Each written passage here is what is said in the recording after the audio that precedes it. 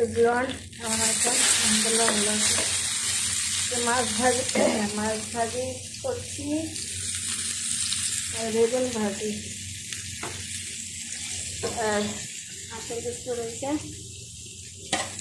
খাবো রাতের খাবার।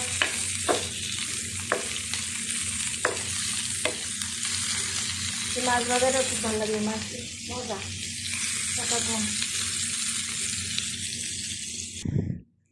এই যে বেগুন, এই পাতা মানে লাই পাতা বলে, আমাদের এই দেশে চিচি পাতা বলে। ওই যে মাছ ভাজি অথবা গোস্ত টোস্ত খাইলে না, এই যে কাঁচা